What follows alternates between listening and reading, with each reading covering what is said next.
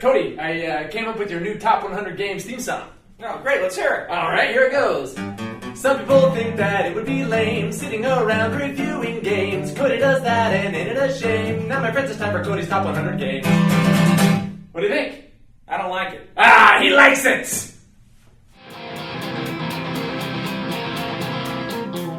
Hello, ladies and gentlemen, and welcome to The Discriminating Gamer, the Jerry Lewis of board game review shows. But not the Nutty Professor Jerry Lewis, the Day the Clown Cried Jerry Lewis. Oh.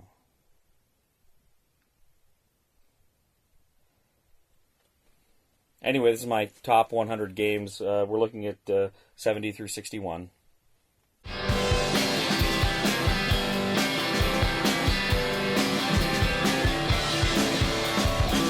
All right, ladies and gentlemen, before we jump right into the list, let me just say I did make a little bit of a mistake in the first few segments here, first few installments of my list.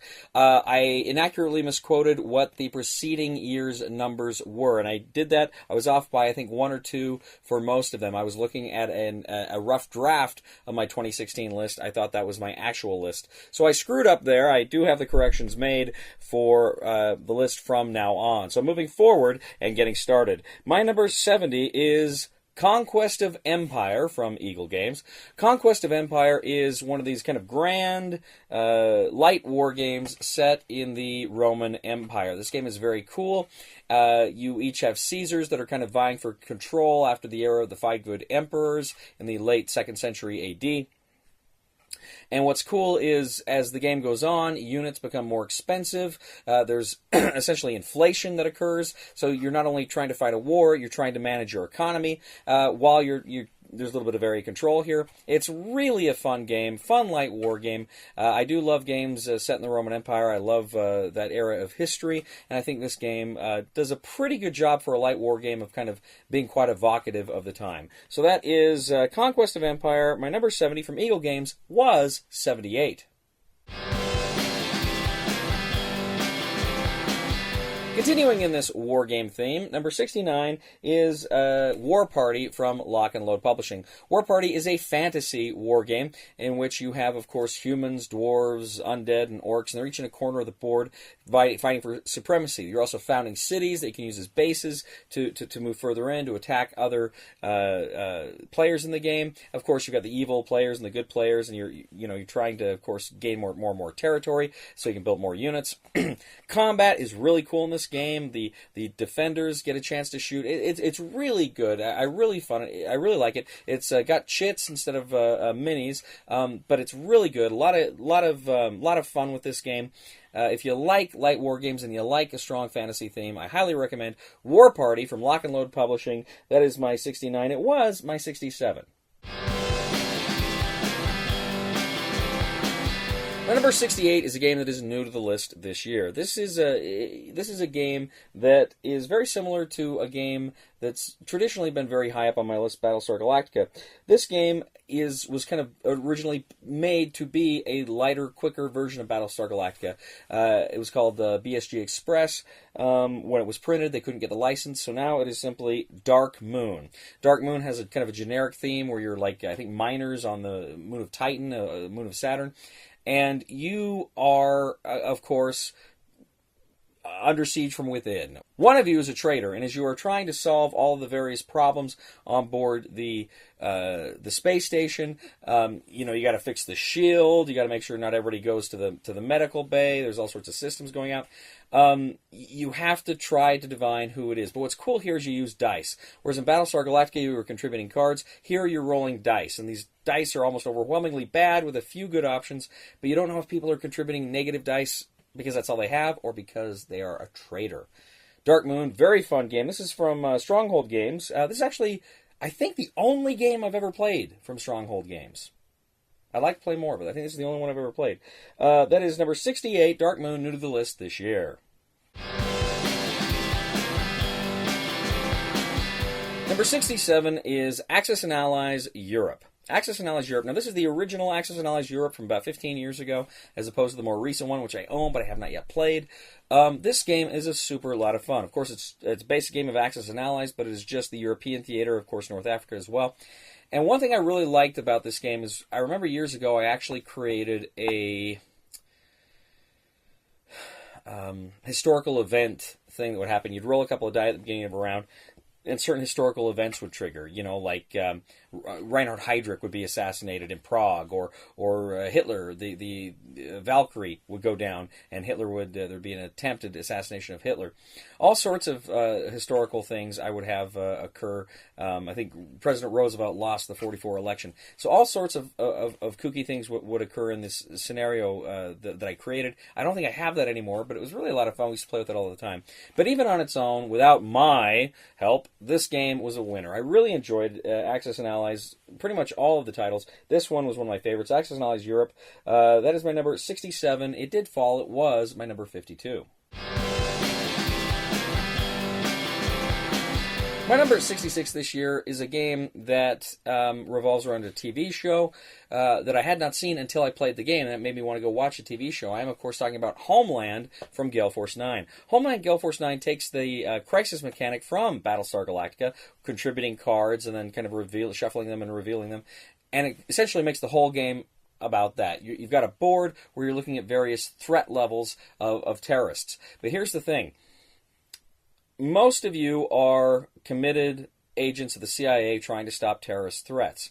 One of you is a terrorist, mole, trying to have these things happen. But one, possibly more of you, are political opportunists who want a certain number of terrorist actions to succeed in order to complete your agenda, but you don't want too many to succeed or the terrorist wins. So there's kind of this three-way struggle going on here within this game. It plays up to 6 players, and it is a lot of fun. Very tense, very scary game in that sense. So that is number 66. Homeland was my number 51.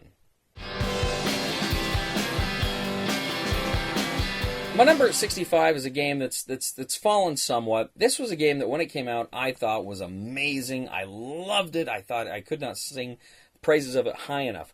Played a campaign, and it kind of made me less enthusiastic about it. Still enjoy it. I still think it is a very good game. Just, I don't hold it in the same regard as I did when it came out. This is number 65 from Fantasy Flight Games, Star Wars Imperial Assault. I like Imperial Assault. I don't love it. I did buy some of the little figure packs. I have not bought any of the other big expansions. I just never felt the desire to. Now, I will say this. They are coming out at some point with an app, kind of what they did with Mansions of Madness. They're coming out with an app for Imperial Assault that I think might give it a little shot of life for me. I may try it with that. I don't know. We'll see. But Imperial Assault's a fun game. You can do the campaign, but I really kind of prefer the skirmish game, which is a one-on-one game where you're setting up a map. You've got the stormtroopers, Luke, Han, Leia, Darth Vader, and you're going around having these battles, playing cards, very thematic, rolling dice that give you different abilities. Anyway, it's a very fun game. That is Star Wars Imperial Assault. My 65 was my number 40.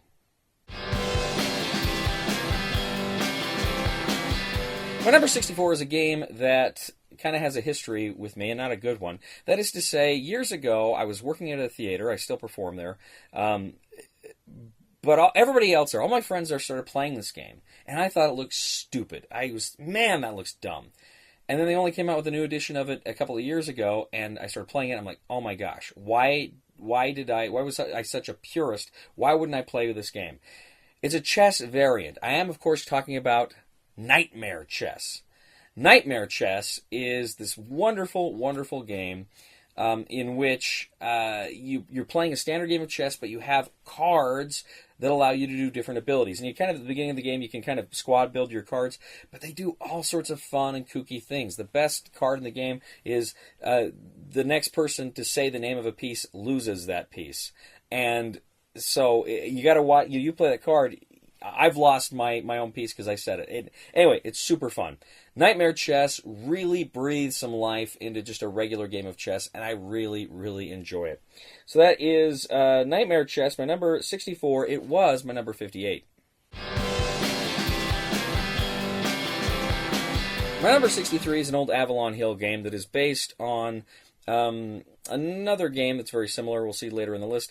But this is Machiavelli. Machiavelli from Avalon Hill was a game that essentially required a lot of negotiation. It took place, of course, in the kind of the Renaissance, and you were the different city-states and different city-states of Italy. One of you was the Turk. And one of you was the Pope, and the Pope could either excommunicate people he didn't like, or he could send people on a crusade against the Turk. But essentially, you had naval units, army units, and then garrisons, and you could convert them. But essentially, you're just negotiating. Anyway, I highly, highly recommend Machiavelli from Avalon Hill. This is my 63. It was my 66. My number 62 is another chess variant. This one is a deck builder that incorporates chess and gives you some different pieces as well. This is For the Crown, 2nd edition, from Victory Point Games. For the Crown, as I say, it's brilliant because it's a deck builder, and you're populating the board in the first part of the game with chess pieces that are very weird and very unique and very unusual. And then what you're doing as you play the game, you are actually kind of transitioning from populating the board to actually using your units, and they're going to do some fun, interesting things. You can play cards for their actions or sacrifice them for the units. So there's a lot of very fun things you can do in this game. For the Crown, 2nd edition. That is from Victory Point Games. That is my 62. It was my 57. Finally, my number 61. This is another game that is new to the list this year. In fact, I just played this about maybe 2 months ago for the first time. Really enjoyed it. There's a new edition out that's just a whole lot of fun. This is Escape from the Aliens in Outer Space. Escape from the Aliens in Outer Space is a game of hidden movement where you don't know who the aliens are, you don't know who the humans are, but you do know you've got a bunch of cards that when you go into certain spaces, you make noise that may give the game away. You have to make certain announcements when certain things happen. You also have certain weapons and different abilities and cards you can draw. It's really a lot of fun. I love hidden movement games, as we'll see in the list, and this is really a fun game. You don't have any components per se. You just have little maps, little dry erase markers. It is super, super fun. So that is number 61, Escape from the Aliens in Outer Space from Osprey Games, Osprey Publishing, which just came out again in a new edition here, and that is new to the list this year. Well, ladies and gentlemen, that is my list. That is my numbers 70 through 61. I hope you enjoy it. Please leave a comment. Tell me what you think of the list. Let me know what your favorite games are. I really enjoy going back and forth with you on comments here. Please like us on Facebook, subscribe to us on YouTube, follow us on Twitter. We really appreciate all of your support. And now, ladies and gentlemen, to kind of show our thanks, we're going to go ahead and answer another piece of viewer mail. That's right, we get sacks and sacks of viewer mail delivered to us every single day, and we thought we'd take this time to answer one of these pieces of mail for you. Dear Cody, I'm a big fan of The Discriminating Gamer. I love hearing about all of the great games and seeing the components and video. It truly is fantastic. What I'm not a fan of is all of the gratuitous violence, nudity, and language. I was wondering if you could tone it down a bit for me. No.